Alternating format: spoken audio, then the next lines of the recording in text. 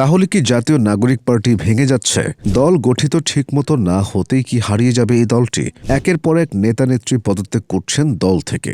তার কারণ কি বলে মনে করেন আপনি? দুর্নীতি, নাকি মতের অমিল, নাকি জামায়াতে যোগদানের জন্য? জামায়াত সহ ৮ দলীয় জোটের সঙ্গে জাতীয় নাগরিক পার্টি তথা এনসিপির যুক্ত হওয়ার বিষয়টি আনুষ্ঠানিকভাবে জানিয়েছে দলের আহ্বায়ক নাহিদ ইসলাম। আর অন্যদিকে কেন্দ্রীয় নেতারা একে একে দল থেকে পদত্যাগ করছেন। মাহফুজ আলম, তাসনিম জারা, তাজনুবা জাভিন সহ আরো অনেকেই দল থেকে সরে দাঁড়িয়েছেন। বাংলাদেশের রাজনীতিতে হঠাৎ করেই নতুন করে আলোচনার কেন্দ্রে উঠে এসেছে জাতীয় নাগরিক পার্টি তথা এনসিপি। খুব অল্প সময়ের মধ্যেই যে দলটি নিজেকে নতুন রাজনীতির প্রতীক হিসেবে তুলে ধরতে চেয়েছিল, সেই দল থেকে এখন একের পর এক নেতা ও নেত্রীর পদত্যাগ। এই পদত্যাগগুলো বিচ্ছিন্ন কোনো ঘটনা নয়, বরং এর পেছনে রয়েছে গভীর রাজনৈতিক দ্বন্দ্ব, আদর্শিক সংঘাত এবং ভবিষ্যৎ দিক নির্দেশনা নিয়ে ভয়াবহ অনিশ্চয়তা। এনসিপির জন্ম হয়েছিল মূলত তরুণ নেতৃত্ব, সংস্কারমূলক রাজনীতি এবং পুরনো রাজনৈতিক সংস্কৃতির বিকল্প শক্তি হিসেবে। শুরুতে দলটির প্রতি সাধারণ মানুষের, বিশেষ করে তরুণদের মধ্যে একটা আগ্রহ তৈরি হয়েছিল। অনেকে ভেবেছিলেন এই দল হয়তো বাংলাদেশের রাজনীতিতে